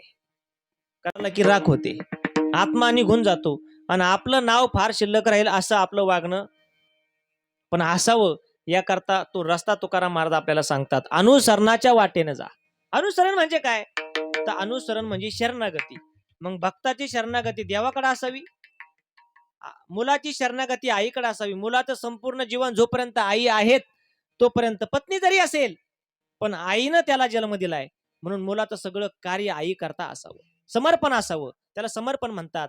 भक्ताचं देवाकडे असावं, आई मुलाचं आईकडे असावं, शिष्याचं गुरुकडे असावं आणि समाज कल्याणामध्ये काम करणारे नेते मंडळी यांचं समाजाकडे असावं. तेव्हा तो नेता त्या ठिकाणी अमर होतो. आजही काही नेत्यांची नावं आपल्याला स्वाभिमानाने घ्यावं लागतात. का? त्यांचं समर्पण. महात्मा गांधींचा फोटो कागदावर आहे, तो कागद दाखवल्याशिवाय कोणी येत नाही दुकानात. काही म्हणतील त्यांना काही कळत नव्हतं असं म्हणतील, पण तरी त्यांच्या खिशात महात्मा गांधींचे 10-15 फोटो. कुठं असतो महात्मा गांधींचा फोटो? कागदावर म्हणजे नोटेवर. त्या कागदावर आपल्या आजोबाचा फोटो लावा. 100 एकर जमीन होती आमच्या आजोबाची. हेडे का काय तुम्ही? हे घ्या आमच्या आजोबाचा फोटो आहे कागदावर, द्या 1 किलो साखर. देते का? आपण ज्या क्षेत्रात राहतो तिथं समर्पण असेल तर आपलं नाव मागे शिल्लक राहतं कीर्ती रूपानं. तुका म्हणे का मरणेची सरे उत्तमची उरे, कीर्ती मागे ही अनुसरणाची वाट. ज्या संस्थांवर मला शिकण्याचा योग आला आणि तुमच्या सर्वांच्या परिचित असणारे सद्गुरू किसनगिरी बाबा अशा कुळात जन्माला आले होते की ज्या कुळाला सगळ्यात तुच्छ लेखलं जातं. शबरी कुळ म्हणजे भिल्ल कुळ, पारधी. आई वडील मासे पकडायचे, भाऊ मासे पकडायचे, बाबा त्यांच्या बरोबर मासे पकडायला जायचे. पण अनुसरण समर्पण इथं सुरू केलं की जिवंत मासा मारायचा आणि तो विकायचा आणि त्याच्यावर आपलं पोट भरायचं. हे आपल्या तत्वात बसत नाही. 5 वर्ष वय असताना भावानं मासे पकडायला न्यायचं सद्गुरू किसनगिरी बाबांना प्रवरेच्या पात्रात आणि म्हणायचं, कृष्णा इथे बस. लहानपण येतं त्यांचं एकेरी बोलणं, इथे बस, आम्ही जाळं काढून येतो, या माशाकडे लक्ष असू दे. ते मासे तडफड तडफड तडफड तडफड करायचे. टोपलीतले मासा पाण्याच्या बाहेर काढला की त्याचा जीव येतो पाणी म्हणजे. आणि मग बाबाने ते मासे पाहिजे आणि एक एक मासा पाण्यात सोडून द्यायचा. धरिले ते मीन सोडी तसे जळी, वृत्ती ती निराळी बंधू नेने, म्हणत से कृष्णा काय हे करीसी, मीन का सोडसी जळा माझी. का मासे पाण्यात सोडले? बाबा म्हणायचे त्यांना मारणं हे आपल्याला शोभत नाही, तेही जीव आहे, त्यांच्यात आत्मा आहे. इथून समर्पण सुरू केलं तर मुक्या प्राण्याला भाकर टाकायची, कुत्र्याला जीव घालायचं, दिवसभर 4 घरं मागायचे, अर्धी भाकर कुत्र्याला अर्धी कावळ्याला. आज तिथे जा देवगडला 10 वाजता हजारो कावळे आजन वृक्षामध्ये जमा झालेले असतात. का? त्यांनी केलेली भक्ती आज देवगड संस्थानावर होते का? हे भक्तीतलं समर्पण आहे. आणि आज एवढं मोठं देवगड संस्थान झालं. आपण कधी किसनगिरी बाबांचा बंगला पाहिला का गोदेगावला जाऊन? किती मोठा आहे पाहिला? भक्तीत केलेलं समर्पण आहे. कधी स्वतःचं नाव सुद्धा तिथं नाव द्यायचं होतं, देवगडला जागाच नव्हती. देवगडला जागा नव्हती, त्या जागेला नाव नव्हतं याच्यामध्ये नकाशामध्ये, वसाड जागा होती. मग हळूहळू दत्त मंदिर बांधलं. भक्त मंडळी म्हणले बाबा इथं मंदिर तर झालं पण नाव काय द्यायचं या जागेला? पुढे मुरमागाव होतं, त्या जागेला नाव काय द्यायचं? तर बाबा म्हणले देवगड नाव देऊ. का? इथं देव राहतात म्हणून देवगड. किसनगिरीगड नाव देता नसतं आलं का? देता आलं असतं ना. पण आपलं समर्पण हे देवाकडे असावं. आपलं काय आहे ते सगळं देवाच आहे. प्रवरेच्या काठी निर्मियेले धाम, देवगड नाम ठेविले, देवगड नाम ठेविले, देवगड नाम ठेविले. हो, हे भक्ताचं अनुसरण आहे, प्रत्येकाचं अनुसरण आहे. आज गंगा भाऊंना धन्यवाद द्यावे लागतील की आई आणि दादाचं एवढं मोठं श्राद्ध, आणि काल त्यांची धावपळ म्हणजे पळपळ, प्रत्येकाची धावपळ कुठेतरी चालू आहे. मला फोन केला, महाराज 9:30 वाजता या, लय मोठं स्वागत केलंय, 10-15 तोफा आणल्यात तुम्हाला वाजायला म्हणे, आणि 100-200 मीटरचा मंडप दिला म्हणले. काय आई वडिलांवर प्रेम. आज आई वडील नाही ते, पण मुलाचं समर्पण आई करता असावं. अहो ही संस्कृती आपली. एक राजा आपल्या धर्मपत्नीला न्याय देताना चुकला होता. नाव होतं प्रभू रामचंद्र. सीता मातेला गर्भवती असताना वनवासात काढून दिलं. का? राज्यात धोब्याची भांडणं झाली, आणि धोबी त्याच्या बायकोला म्हणला तुला 6 महिने माहेरला राहून घरात घ्यायला मी काही या नगरीचा राजा आहे का? प्रभू रामचंद्रांनी हे ऐकलं, साहेब काढून दिलं वनवासात गर्भवती असताना. नंतर देवाची झालेली 2 मुलं लव आणि कुश हळूहळू हळूहळू आईच्या बोटाला धरून एक एक पाऊल टाकला, आणि आपला बाप कोण, आपले वडील कोण, आपण काय, सगळ्या कथा आणि रामायणाच्या व्यथा जाणून घेतल्या. आणि जेव्हा मुलं जाणते झाले तर आईनं पहिलं काम मुलाला शिकवलं, डफडा वाजवा. मुलांनो डफडा वाजवावं लागेल, कारण आता न्याय मिळण्याकरता ओरडावं लागतं. डफडं वाजवल्याशिवाय न्याय मिळत नाही. वाजंत्री वाजायची शिकवली आणि वाजंत्री गळ्यात घातली. मुलं जेव्हा रामायण गायला लागले तेव्हा गोड रामायण गात गात गात अयोध्या नगरीच्या दारावर गेले. हे मुलाचं आई करता समर्पण आहे. का? आमच्या आईला न्याय मिळत नाही, देशाकरता नंतर जगू, आधी जिच्या उदरातून जन्म घेतला तिला तर न्याय मिळवून देऊ. हे भक्तीतला आणि प्रपंचातला अनुसरण आहे. गोड रामायण गात गात अयोध्या नगरीच्या दारावरती मुलं आलेत. हम कथा सुनाते राम सकल गुण धाम की, हे रामायण हे पुण्य कथा श्रीराम, रामायण हे पुण्य कथा राम की. मंगल भवन मंगलहारी, द्रवभूषु दशरथ अजिर बिहारी. गोड असं रामायण गात आले, असे लोक जमा झाले हो. भजन करत करत कोण आलंय, कुणी वटेवर पाहतय, कुणी बाजारातून पाहतय, कुणी पाण्याच्या नळापासून पाहतय, कुणी डोक्यावर पाण्याचा हंडा. तसाच एवढं गोड रामायण आपल्या राजाचं परत कधी ऐकलं नाही, कधीच ऐकलं नाही आजपर्यंत.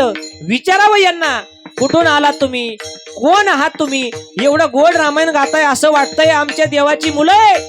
एवढं गोड रामायण, कोण आहात तुम्ही हे सांगण्याकरता त्यांनी स्वतःची छाती दाखवली. श्रीराम जानकी बैठे हैं मेरे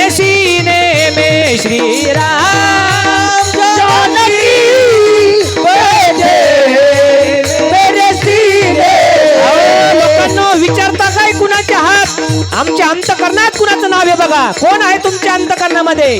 श्रीराम जानकी बैठे हैं मेरे सीने में, देख लो मेरे दिल के, देख लो मेरे दिल के नगीने में, देख लो मेरे दिल के नगीने में, श्री राम जानकी बैठे मेरे सीने में, श्री राम जानकी बैठे मेरे सीने में. मुलांनो, गोड रामायण गाताय, आमच्या राजाचं नाव घेताय, आमच्या राजानं टाकून दिलेल्या राणीचं नाव घेताय, पण कुठून आलात तुम्ही? कुठं होते आजपर्यंत? आणि एवढ्या आवेशात गात गात आले, कशा करता आले? हे कुणा करता सगळी धावपळ आहे? त्या मुलांनी सांगितलं आम्ही आजपर्यंत रानात राहत होतो, पण आमच्या पित्याला, आमच्या बापाला आम्हाला न्याय देता आला नाही, तो न्याय मागायला तुमच्या दारात आलोय. हम वन के वासी नगरा जगाने आए, माता को उसका ओ सीता को उसका खोया सम्मान दिलाने आए. हम वन के वासी नगर जगाने आए, राम प्रिया वो जनक नंदिनी, रघुकुल की महारानी, तुम्हारे अपवादों के कारण छोड़ गई रजधानी. उस दुखिया के आंसू लेकर ओ, उस दुखिया के आंसू लेकर लोग जगाने आए. हम वन के वासी नगरा जगाने आए, हम वन के वासी नगरा जगाने आए. लहान मुलं होते पण त्यांना आई कळते. आता समाज असा पुस्तकी ज्ञान डोक्यावर घेऊन फिरणारी, समाजात 1-1 लाख 2-2 लाख पगार आहे, वर्षाचं 15-16 लाखाचं पॅकेज आहे, पण विचारलं ना दादा आई कुठे आहे, तो म्हणतो आईचं माझं पटत नाही, आई वृद्धाश्रमात राहते. काय शोकांतिक आहे. आजचे मुलं नेत्याच्या वाढदिवसा दिवशी त्याच्या दिवसभर त्याच्या नेत्याच्या मागे पाळतात. पळा, काय अडचण नाही, तरुणानेच पळायला पाहिजे, पण बापाचा वाढदिवस माहित नाही. बापाच्या वाढदिवसा दिवशी बापाच्या पाया सुद्धा पडणारी मुलं इथं आहे. नेत्याच्या वाढदिवसाला 1 लिटर रक्तदान शिबिरात दान द्यायचं, आणि म्हातारा झालेला बाप खुर्चीवर झोपलेला असतो, तांब्याभर पाणी मागितलं, मुलगा म्हणतो बाबा जरा मी गडबडीत आहे. हे अनुसरण आहे भक्तीतलं? अजिबात नाही. तुम्ही तिकडं कितीही मोठे होता, पण आई वडिलाचं ऐकलं नाही, अहो सेवा सोडा, निदान त्यांचं तुम्ही ऐका, ते काय म्हणतात. म्हाताऱ्या माणसाजवळ बसा आणि 2 गोष्टी त्यांच्या ऐकून घ्या. नाही ऐकलं तर बहिरं होऊन जन्माला यावं लागेल.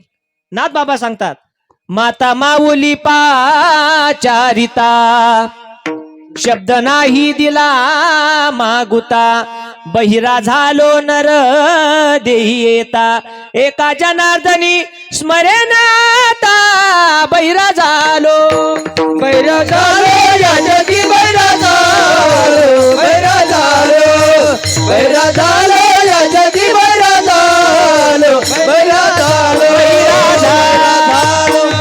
बैरा झालो. एवढी तर जाण ठेवा आजच्या तरुणांनी की या देशाला बापाच्या नावावरून ओळख नाही बाबा, हो आईच्या नावावरून ओळख आहे. भारत ऐकलं का? पाकिस्तान माता, आफ्रिका माता, जपान काका, नाही नाही नाही, इंडियन मदर आई आहे.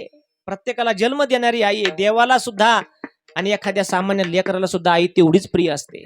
अहो एखादं जनावराचं पिल्लू असू द्या, त्या पिल्लाला सुद्धा आई प्रिय असते. रडतं ते वासरू आईपासून. जेव्हा आपण 2,500 करता खाटकाला कापायला देतो ना, गावरान गायचं का, हा कधी बैल व्हायचा आणि कधी आपण त्याला शेतीला धरायचो.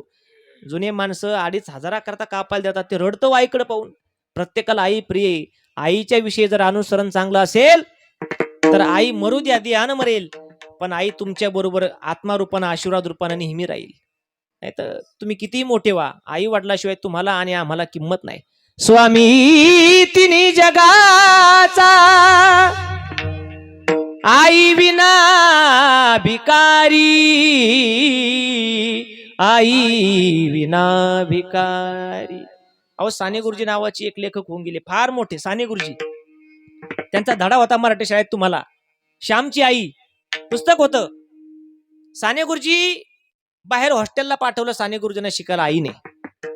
आज गंगा भाऊन वाटत असेल आई जाऊन 1 वर्ष झालं, पण आई कधी मुलाची साथ सोडत नसते, कारण ती आई असते. आई तत्व आहे. पंचमहाभूत कधी आपली साथ सोडतात का? तसं आई तत्व आहे. साने गुरुजी हॉस्टेलला राहत होते. आईला म्हणत होते, आई आई अगं मला तुझ्यापासून दूर नाही जायचं, बाबा आजारी आहे, माझी लहान बहीण आहे, तिथं सांभाळ कोण करील, तुला काम कोण करू लागेल, आई तू लंगडी आहे का पायाने, बाळा तू शाळेत जा, मी माझं काम करून घेईल, परत तू मोठा झाला की मला काम करावं लागणार. मोठा हो बाबा. साने गुरुजी हॉस्टेलला राहिले.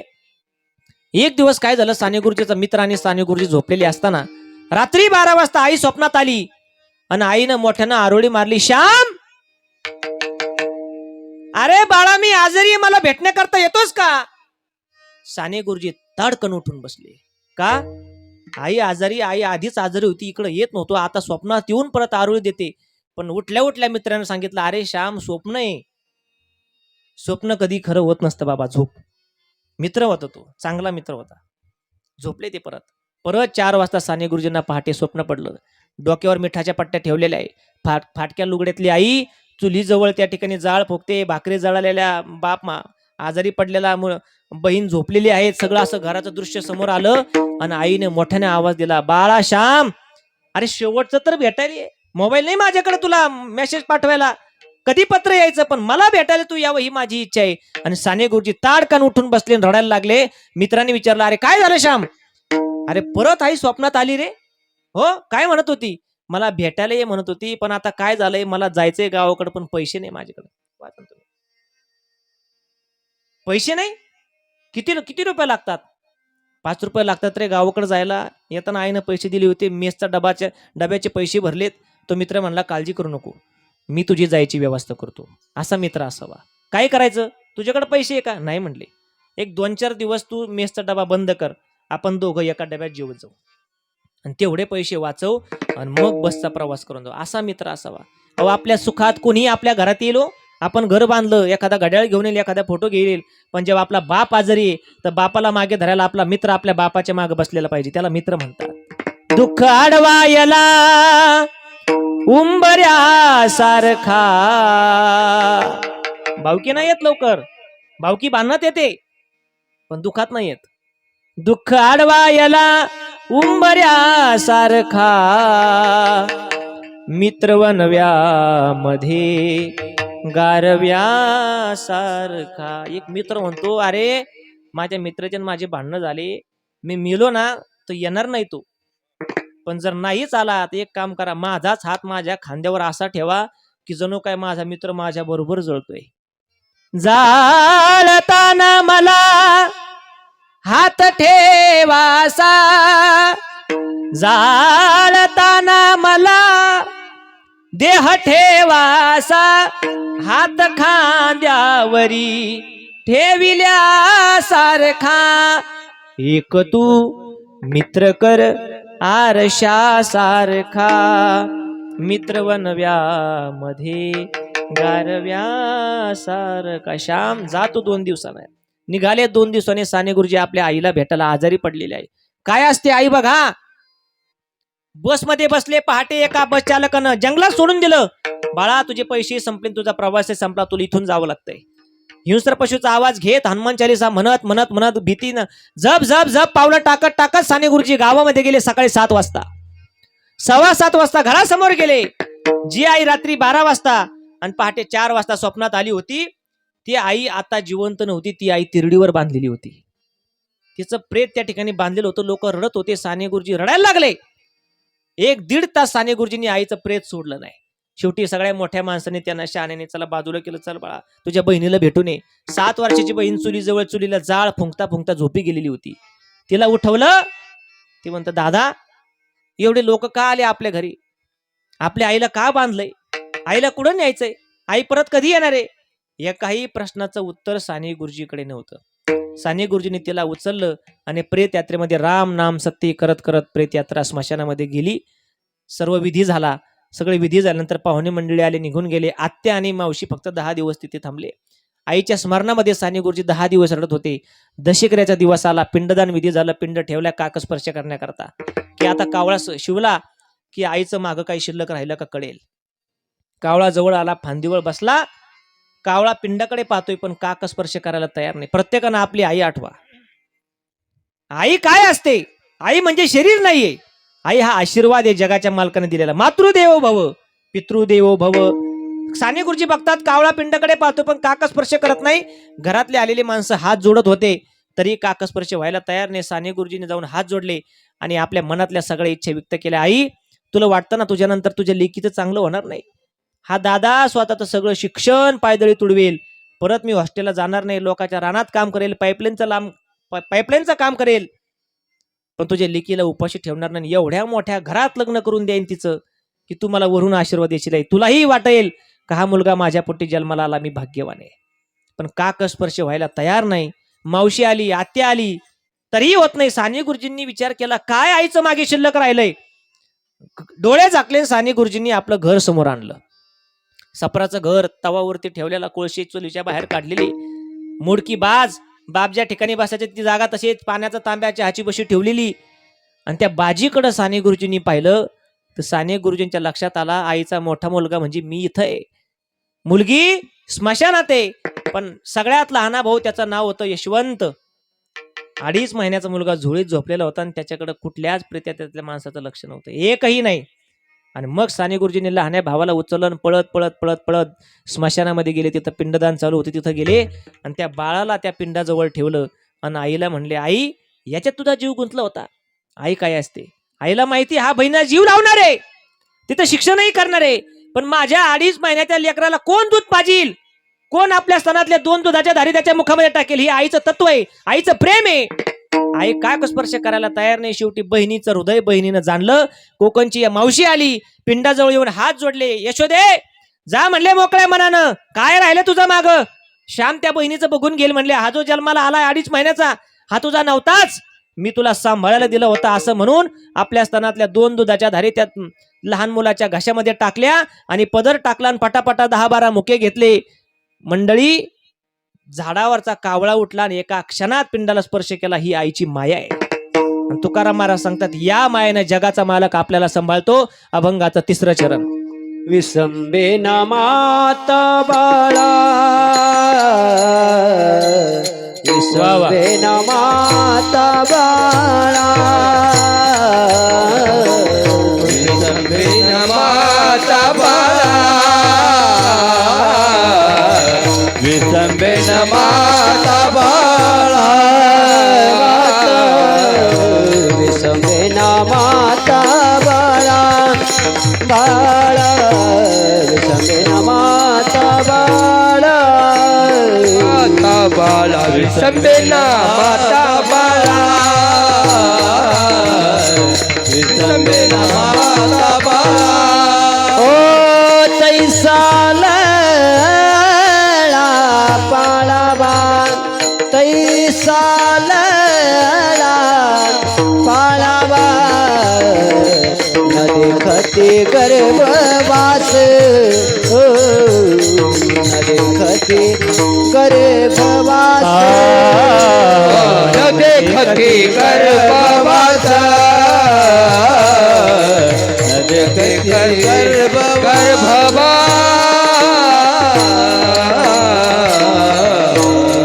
विसंबेना माता बाळा, तैसा लळा पाळावा. याही परिवारावर जरी एका महिन्यात दोघं गेले असतील, शेवटी आई वडिलाचं प्रेम मुलावरती असतंच आणि देवही आपल्यावर त्याच भावनेने प्रेम करतो. फक्त आपलं अनुसरण चांगलं असावं. अनुसर येतो अमर झाला, अंतरला संसारा. त्याचा परिणाम गर्भवासाला यावं लागत नाही. जातो आपण देवाघरी आणि देव जसं आपल्याला आई बाप सांभाळतात तसा आपला सांभाळ करतो. विसंबेना माता बाळा, तैसा लळा पाळावा, न देखती गर्भवास, कधी दास विष्णूचे ज्ञानेश्वर माऊली धनराज माऊली ज्ञानेश्वर. एवढं तुम्ही सगळं सांगितलंय. आम्ही चांगल्या क्षेत्रात निष्काम भावनेनं काम करत राहू. प्रपंच असू द्या, दुसऱ्याच्या कधी पैशाचा तळतळाट घेणार नाही, चांगल्या मार्गाने आम्ही जीवन जगू. काय होईल? महाराज सांगतात, जगाचा मालक तुम्हाला घ्यायला येईल. मी तरी काय केलंय? गरीब दुबळ्याची सेवा केली. गावचं मंदिर पडलं होतं, तुकोबाराय म्हणतात, गावीचे देऊळ होती जे बंगले. तुकाराम महाराजांची परमार्थाची सुरुवात आहे. गावचं मंदिर पडलं तर स्वतःची जमीन विकून महाराजांनी मंदिर बांधलं होतं. तसं गुरुवारी बंशी बाबांनी मंदिर तयार केलं. कुठल्याही क्षेत्रात तुम्ही अनुसरण करा.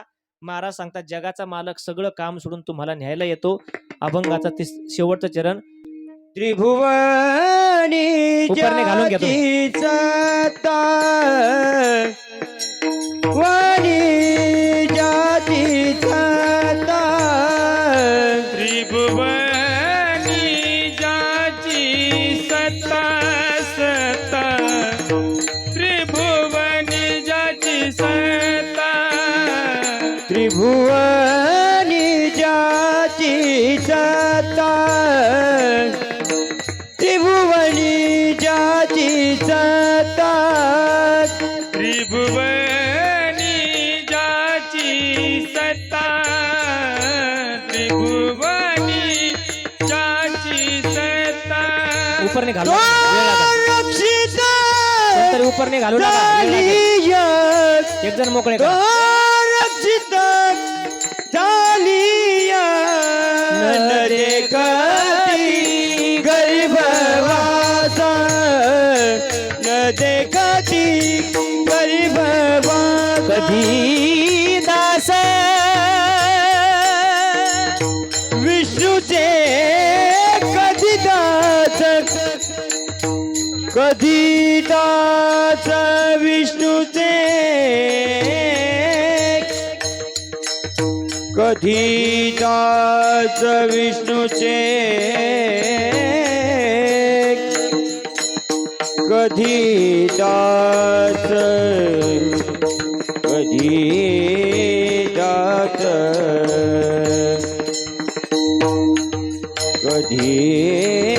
दास विष्णूचे कधी दास विष्णूचे कधी दास विष्णूचे कधी दास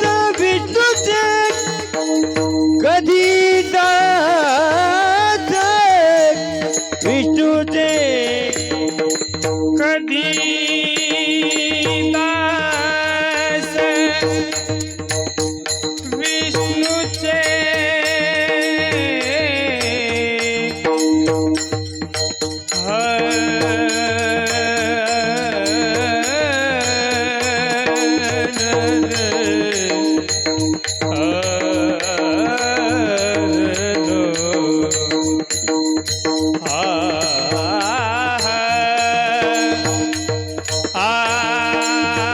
कधी दास विष्णूचे कधी दास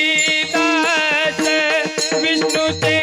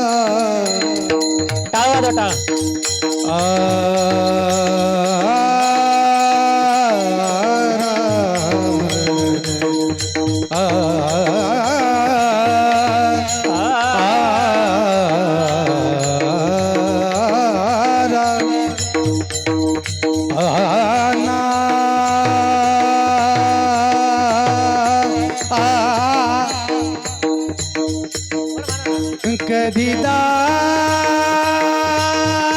विष्णूचे कधी दास विष्णूचे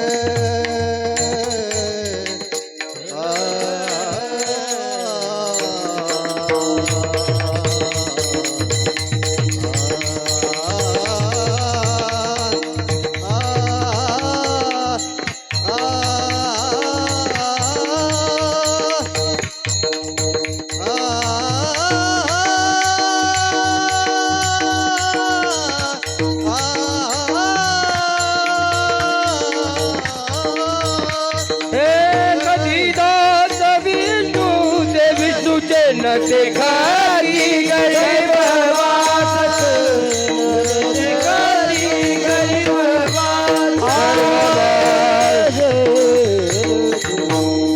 त्रिभुवनी ज्याची सत्ता तो कया रक्षिता झालिया न देखती गर्भवास कधी दास विष्णूचे. या जगात कुणीही असू द्या, एक ना एक दिवस आपणही या जगाला सोडून जाणार आहे. आपलेही आई वडील गेलेले आहेत, आपलेही मुलं कधीतरी आई वडील होऊन या निसर्गाला सोडणार आहेत. परंतु आपण आहोत तोपर्यंत आपण आई वडिलांना सांभाळून घ्यावं, आई वडिलांना समजून घ्यावं. या म्हाताऱ्या बापाचे पाय कुणाच्या मागे पळता पळता पायाला चिरा पडल्या. आयुष्यभर आपला बाप आपली आई कुणा करता पळाली हे प्रत्येकाच्या ध्यानात राहावं. नाही तर आपल्याला माहिती, विराट कोहलीने रन काढले की रात्री 1 वाजता लोक टाळ्या वाजत येतात. रात्री 1 वाजता विराट कोहलीने सिक्सर मारला आणि 60 वर्षापासून आपला बाप या बांधून त्या बांधाला, या बांधून त्या बांधाला मातीत पळतो. या काळ्या मातीत, या मातीची नाळ आहे त्याची आपल्या करता. म्हणून आपण कधीतरी पंढरपूर काशी तीर्थयात्रा करण्यापेक्षा आधी बाप आणि आई ओळखून घ्या आणि मग काशीला जा. लोक म्हणतात आम्ही काशी करून आलो. बरे काशी करून आले. बाप जीवन तिथवर काशीला जाऊ नये, आई जीवन तिथवर काशीला जाऊ नये. आणि गेलोच तर आपण मेल्याशिवाय काशीहून मागे येऊ नये. काशीचे नियम आहे. पण आई बापच हे सगळ्यात मोठे तीर्थ आहेत. कधीतरी आई आणि बापाला कधीतरी म्हणा तुम्ही, तीर्थ पायाशी सारे ओ दादा तुमच्या, तीर्थ पायाशी सारे ओ दादा तुमच्या. का करू पंढरी, का करू द्वारका, दादा चेहरा तुमचा विठ्ठला सारखा. तुझ्या पायाशी रमतो सारखा सारखा, आई चेहरा तुझा रखुमाई सारखा. म्हातारा जरी झालो आपण, पण आपली आई जिवंत असू द्या. त्या आई करता आपण तिचा मुलगाचे. बोला तिच्या संग, भांडा, पण तिला म्हणा तू माझ्यावर रुसू नको. त्रास देणार नाही गाई तुला, त्रास देणार नाही गाई तुला. मार तू, बोल तू, मी तुझा लाडका, आई चेहरा तुझा रखुमाई सारिखा. आत्महत्याच करणार नाही कुणी, आत्महत्याच करणार नाही कुणी. बाप असता जवळ हा देवा सारखा, आई चेहरा तुझा रखुमाई सारखा, आई चेहरा तुझा रखुमाई सारखा. गंगा आप्पाला धन्यवाद द्यावे लागतील. एवढा मोठा सोहळा, याला श्राद्ध म्हणता येणार नाही, मातृपितृपूजन सोहळाच म्हणा. एका महिन्यात, एका मासिकात दोघांनी जीव ठेवला आणि गोड नात्याने या परिवाराचा निरोप घेतलाय. मी या परिवाराला धन्यवाद देतो. उपस्थित सर्व भजनी मंडळी, गुणीजन, गायक, महाराज मंडळी त्यांना धन्यवाद देतो आणि माझ्या सेवेला पूर्णविराम देतो. एखादा शब्द चुकला असेल, अंतकरणाला टोचला असेल, वयाला शोभला नसेल तो माघारी द्या. बरोबर आहे ते गुरुवारी शांती ब्रह्म देवगडचे बाबा आमच्या आळंदीचे गुरुवारी मंडळी यांचा आहे. चूक आहे ते माझ्या बुद्धीचे दोष समजा. मना वाटे तैसी बोलिलो वचने, केली धीटपणे सलगी देवा. वाणी नाही शुद्ध या ते एकठाव, भक्ती नेने भाव नाही म्हणी. विठ्ठल जय जय विठ्ठल. जय विठ्ठल जय जय विठ्ठल.